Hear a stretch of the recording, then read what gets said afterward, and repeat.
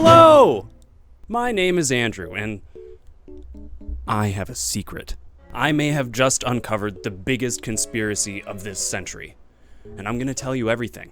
You just have to promise you're not gonna tell anybody else. Our story starts long ago in a period of time commonly referred to as 2015. You know, back when Harambe was still alive, the presidency was still somewhat respectable, we were still on the good timeline. Previously, McDonald's had always served their breakfast menu until 10:30 a.m. If you pulled up to that drive-thru at 10:31, craving a crispy McMuff, well then you were shit out of luck. However, in 2015, McDonald's announced that they would begin serving select breakfast menu items all day beginning October 6th of that year. We're talking pancakes, McMuffins, sausage burritos, all of those things that I hadn't been able to enjoy since the days when I used to wake up before noon voluntarily were suddenly easily accessible to me at any time of day. And I went to town, breakfast, lunch, dinner. I couldn't be stopped. I lived for years in comfort and bliss with the knowledge that I had the freedom to enjoy select McDonald's breakfast menu items whenever I pleased. But then, in March of 2020, as quickly and quietly as the assassination of Julius Caesar, McDonald's all-day breakfast was viciously cut down. Et tu, Brute? One could reasonably assume that such a cruel and senseless act of deprivation would draw the ire of the masses and the media alike. But then again, something else happened in the March of 2020.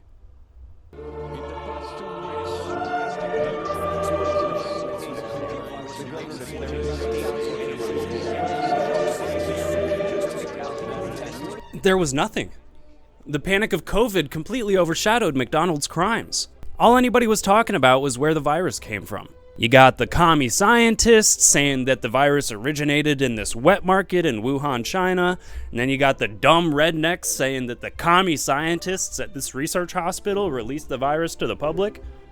But none of them managed to zoom out and look at the bigger picture.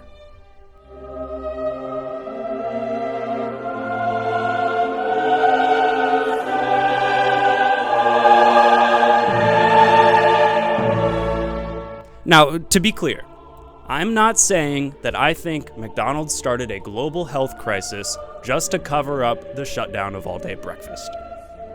I'm saying I know that's what happened. Here's the bottom line. McDonald's reign of terror has lasted long enough. I have spent the last 2 years scientifically perfecting the sausage, egg, and cheese McMuffin, and today I'm going to share my knowledge with you so that one day we may all be free from the wrath of Ronald. I really like using this cast iron griddle set over 2 burners. I'm pretty sure this would work with electric or induction, but you can just as easily do this with a regular pan as well. If you're using cast iron or stainless, you're going to want a thin metal spatula to really be able to scrape your ingredients off the pan. Do not use metal utensils if you're using a nonstick pan. The Teflon will stay in your body forever. It causes birth defects. For ingredients, first you'll need some English muffins. I like this brand because they come pre-cut, but you could use whatever brand you like. You'll also need some eggs. I don't think the brand necessarily matters, but you just want to make sure that your eggs are certified humane and free range, so you can sleep better. I've discovered that McDonald's definitely uses some kind of spicy sausage mix, so I'm going to use this Bob Evans Zesty Hot Breakfast sausage, but again, you could use whatever you want. Similarly, I've found that Kraft Deli Deluxe American cheese most closely resembles the American cheese used by McDonald's, plus it cuts down on plastic waste as compared to Kraft singles.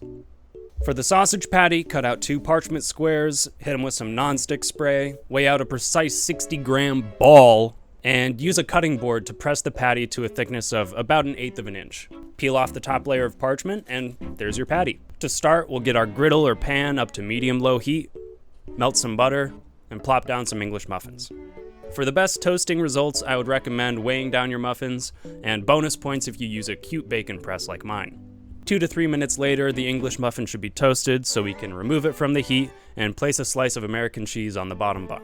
Truth be told, you can put the cheese anywhere in the sandwich that you'd like, but this is how the McMuffin is advertised, and I actually kind of like how the melted cheese sinks into the nooks and crannies of the English muffin.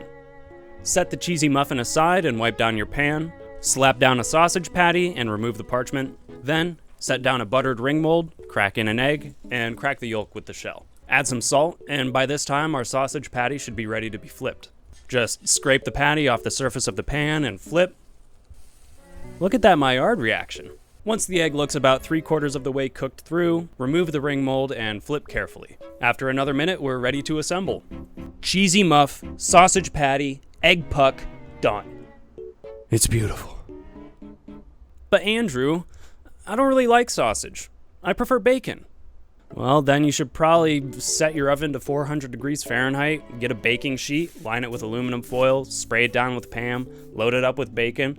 Then you're gonna put it in the oven for 10 minutes, go fucking watch Rick and Morty or something, come back, give it a flip, go finish your episode of Rick and Morty, come back, it should be done. Then just drain on some paper towels, store it in a Tupperware in the fridge, and you better be saving that bacon fat because it tastes good when you cook things in it. Anytime you want a McMuffin, just toast some buns, reheat your bacon, fry an egg, and assemble. And it's pretty good. It's just not as good as the sausage. But what if you want McMuffins on deck that can be ready in 3 minutes? Well, then you're probably gonna have to cut out a bunch of parchment squares, spray them with Pam, weigh out your sausage balls, get a tortilla press set to 1/8 inch thickness, press them in the press, toast your English muffins, fry up your sausage, fry up your eggs, let everything cool down a little bit, then assemble, wrap in parchment paper, and store in the fridge until you need them. Whenever you want a McMuffin, just pull one out of the freezer, put the whole thing in the microwave for 1 minute, let it sit in the microwave for 1 minute, and microwave it again for 1 additional minute. Then your McMuffin's ready, and you didn't even have to leave the house. I've shared all my knowledge with you, but I can't help feeling like there's something missing. This is a good way to make breakfast sandwiches, but I feel like the point is moot unless I compare my version to the real thing. So I woke up at the ass crack of dawn, donned my personal protective equipment, and entered the belly of the beast to retrieve a sample. Hello, could I get a sausage, egg, and cheese McMuffin?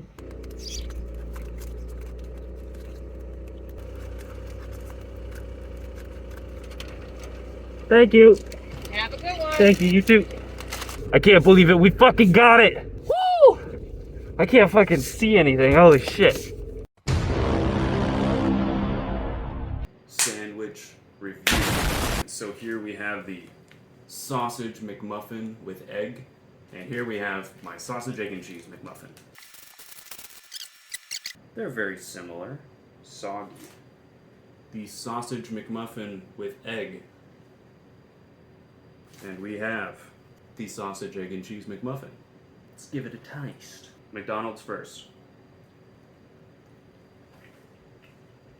It's okay. The egg's a little weird. Let's see how I did.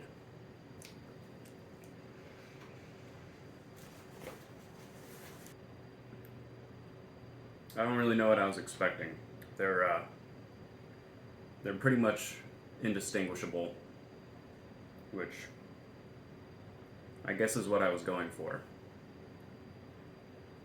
And his name is John C. Yeah, baby! Woo! Woo! Woo! Yeah! Get absolutely fucked, McDonald's! I beat you at your own game, you pathetic sack of dicks! But bitch! I'm loving it!